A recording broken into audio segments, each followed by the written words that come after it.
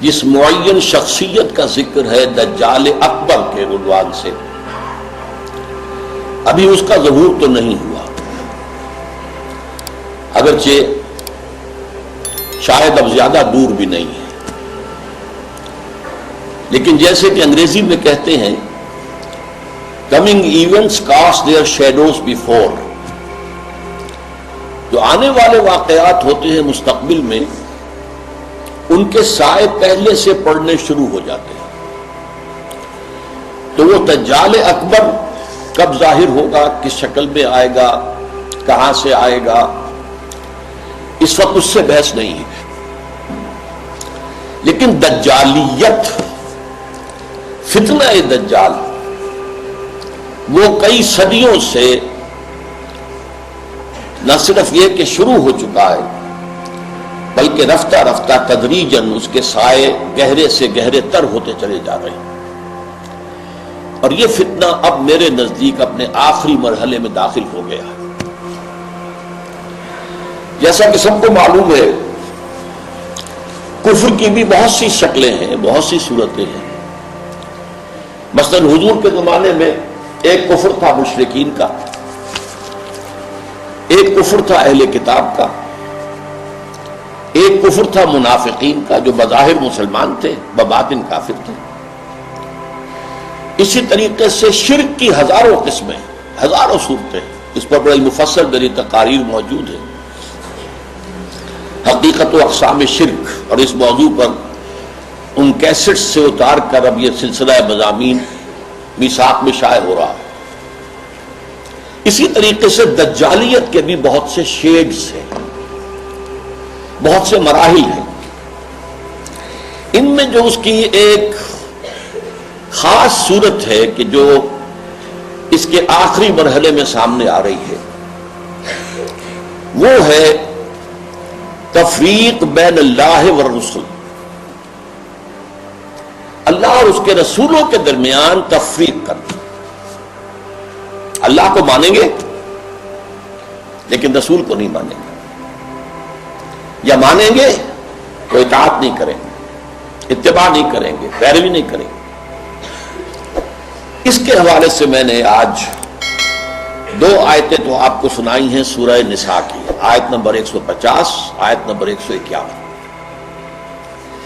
ان کا ترجمہ یہ ہے، ان الذین یکفرون باللہ ورسلہ، یقیناً وہ لوگ جو اللہ اور اس کے رسول کا کفر کرتے ہیں، وَيُرِيدُونَ أَن يُفَرِّقُوا بَيْنَ اللَّهِ وَرُسُلِهِ، اور چاہتے ہیں کہ اللہ اور اس کے رسولوں کے درمیان تفریق پیدا کر دیں، جدائی کر دیں۔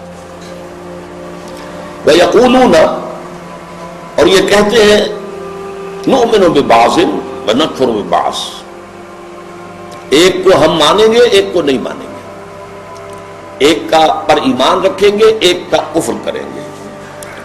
وَيُرِيدُونَ أَن يَتَّخِذُوا بَيْنَ ذَلِكَ سَبِيلًا، وہ چاہتے یہ ہیں کہ اس کے بین ایک راستہ اختیار کریں۔ اب جو فتویٰ ہے اللہ کا، فرمایا گیا اولئک هم الکافرون حقا، یہ لوگ کٹر کافر ہیں، چاہے ایمان باللہ کا دعویٰ کرے، چاہے اللہ کی کتاب پر ایمان کا دعویٰ کرے، لیکن اگر رسول کا انکار ہو، رسول کی اطاعت کا انکار ہو، رسول کے اتباع کا انکار ہو تو یہ کفر ہے۔ اولئک هم الکافرون حقا، جس میں کسی شک و شبہ کی گنجائش نہیں۔ وَأَعْتَدْنَا لِلْكَافِرِينَ عَذَابًا مُهِينًا، اور ایسے کافروں کے لیے ہم نے بہت عبرتناک، اہانت آمیز، ذلت، ذلیل کن، رسوا کن عذاب تیار کر رکھا ہے۔ اس آیت کے بارے میں عام طور پر لوگوں کی جو رائے ہے وہ تفریق بین الرسل والانبیاء، اس کی طرف ذہن جاتا ہے، یعنی رسولوں میں سے بعض کو ماننا اور بعض کو نہ ماننا، یہ بھی کفر ہے، اور یہ قرآن مجید کے مستقل مضامین میں سے ہے، رسولوں کو بھی سب کو ماننا۔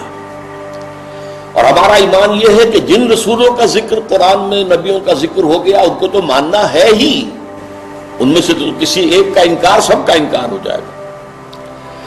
اس کے علاوہ بھی ہمیں معلوم ہے کہ دنیا میں اور بہت سے نبی اور رسول آئے ہیں جن کا ذکر قرآن میں نہیں ہے. رسلا قد قصصناہم علیک من قبل ورسلا لم نقصصہم علیک. اے نبی ہم نے بہت سے رسول ایسے بھی ہیں جن کا ذکر آپ کے سامنے کیا ہے پہلے، اور ایسے بھی بہت سے جن کا ذکر نہیں کیا، لیکن اجمالاً ہم ان سب پر ایمان رکھتے ہیں. یہ ہمارا عقیدہ ہے. تعین کے ساتھ انہی کو مانیں گے جن کا ذکر قرآن میں ہوا. تو یہ تفریق بین الرسل کا معاملہ بھی قرآن مجید کا ایک مستقل مضمون ہے، جس کے لیے دو مثالیں میں آپ کے سامنے پیش کرتا ہوں. بقرہ کے آخر میں بھی جو آخری سے پہلی آیت ہے، لاسٹ بٹ ون، اور سورہ بقرہ میں 16ویں رکوع کے آخر میں بھی یہ مضمون آیا ہے. 16ویں رکوع میں فرمایا گیا قولوا آمنا باللہ وما انزل الینا وما انزل الی ابراہیم واسماعیل واسحاق ویعقوب والاسباط وما اوتی موسیٰ وعیسیٰ وما اوتی النبیون من ربہم لا نفرق بین احد منہم. اے مسلمانوں کہو ہم ایمان لاتے ہیں اللہ پر بھی اور اس پر بھی جو ہم پر نازل کیا گیا، اس پر بھی جو ہم سے پہلے نازل کیا گیا، ابراہیم پر، اسماعیل پر، اسحاق پر، یعقوب پر، ان کی اولاد پر، موسیٰ پر، عیسیٰ پر، اور تمام نبیوں کو جو کچھ دیا گیا ہم اس سب پر ایمان رکھتے ہیں. اور لا نفرق بین احد منہم، ان میں سے کسی کے درمیان تفریق نہیں کرتے، تمام نبیوں کو مانتے ہیں. اسی طرح جو سورہ بقرہ کی آخری سے پہلی آیت ہے آمن الرسول بما انزل الیہ من ربہ والمؤمنون کل آمن باللہ وملائکتہ ورسلہ لا نفرق بین احد من رسلہ. ہم اس کے رسولوں میں سے، اللہ کے رسولوں میں سے کسی ایک کی بھی تفریق نہیں کرتے. تو تفریق بین الانبیاء والرسل بھی قرآن کا ایک مستقل موضوع ہے. اس مقام پر توجہ کی ضرورت ہے.